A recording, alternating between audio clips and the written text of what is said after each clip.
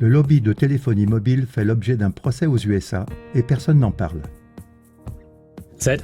Depuis quelque temps déjà, de plus en plus de voix s'élèvent pour mettre en garde contre l'utilisation des téléphones portables et les dommages pour la santé causés par les rayonnements électromagnétiques des portables et des antennes de téléphonie mobile.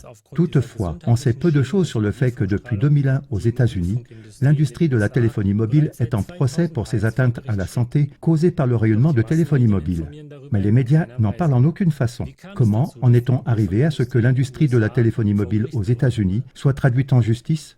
Tout a commencé avec le scientifique américain George Carlo, qui a été mandaté dans les années 1990 par l'Association de l'industrie de la téléphonie mobile américaine, CTIA, pour prouver au monde que le rayonnement de la téléphonie mobile ne présentait aucun danger pour la santé. Le Dr Carlo a évalué plus de 50 études différentes pendant plus de 7 ans et en est arrivé à la conclusion suivante. Nous avons des indications pertinentes que l'utilisation du téléphone portable n'est pas sûre. Déjà à l'époque, les chercheurs de l'équipe du Dr Carlo avaient identifié dans les cellules des dommages génétiques qui pouvaient mener au cancer, dommages causés par le rayonnement des portables. Contre la volonté de l'industrie de la téléphonie mobile, le Dr Carlo avait rendu ses résultats publics et il a dû payer chèrement cela. Sa réputation de scientifique a été discréditée, les fonds de recherche ont été suspendus, sa maison a brûlé et on a traîné sa vie privée dans la boue.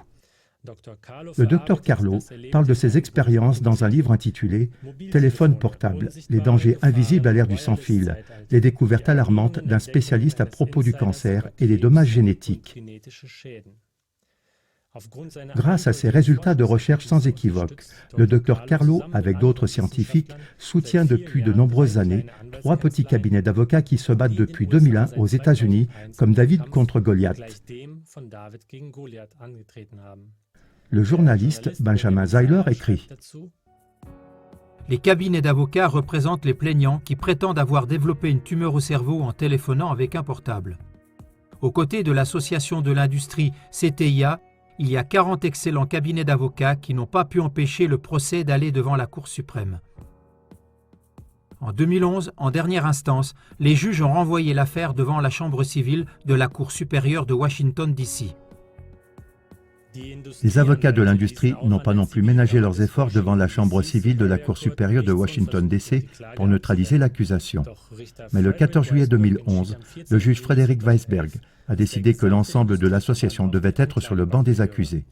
Le 8 août 2014, le juge Weisberg a conclu, je cite, « Il est plus probable que l'utilisation d'un portable puisse causer le cancer qu'il est probable qu'il ne le cause pas. » Il a ordonné que des scientifiques critiques soient autorisés lors des procès individuels concernant des tumeurs cérébrales et que chaque cas individuel devait être porté devant un tribunal avec un jury. Le journaliste et écrivain Klaus Scheistiger en parle en détail dans son livre et son film documentaire « Thank You for Calling ». Depuis lors, cependant, le silence règne sur les procès en cours et sur les demandes de dommages et intérêts des patients souffrant de tumeurs cérébrales. Les tribunaux américains ne concluent pas les procès, bien que selon le juge Weisberg de la Cour suprême de Washington, D.C., l'ensemble de l'association de l'industrie ait sa place sur le banc des accusés et que le Dr Carlo ait prouvé que l'utilisation du téléphone portable n'est pas sûre. Ce fait soulève la question urgente et très importante de savoir quelles forces sont à l'œuvre ici et ce qui est arrivé au juge Weisberg. Un reportage révélateur de l'hebdomadaire américain The Nation, publié le 29 mars 2018, fait la lumière sur ce brouillard apparemment impénétrable.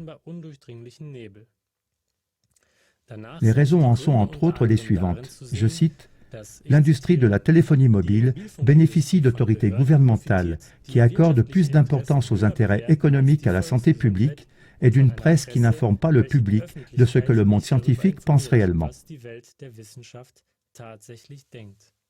Le reportage montre également que l'industrie de la téléphonie mobile utilise les mêmes stratégies de relations publiques que les industries du tabac et du pétrole.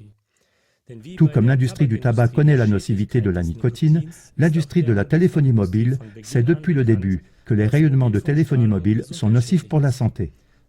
Mais parce que ce résultat serait une faillite financière pour l'industrie de la téléphonie mobile, elle finance de nouvelles études réalisées par des scientifiques qu'elle paye, pour remettre en question les études indépendantes. Cela permet à l'industrie de profiter d'une dispute scientifique sur la nocivité du rayonnement de la téléphonie mobile et la population reste dans l'incertitude. En outre, il faut garder à l'esprit que cette approche remet en cause le principe de précaution, qui stipule que la technologie de téléphonie mobile ne peut être introduite que lorsque son innocuité a été démontrée de manière certaine. Mais non seulement aux États-Unis, mais aussi en Suisse et en Allemagne, il est plus important de veiller sur les intérêts économiques de l'industrie de la téléphonie mobile que sur la santé des citoyens.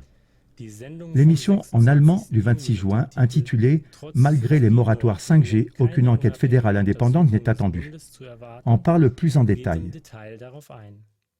Néanmoins, selon le journaliste Benjamin Zeiler, ce n'est qu'une question de temps avant que les vrais coupables ne soient appelés à payer pour leur manque de conscience. La sensibilisation du public et la pression des citoyens sur la politique et la justice vont accélérer ce processus de guérison.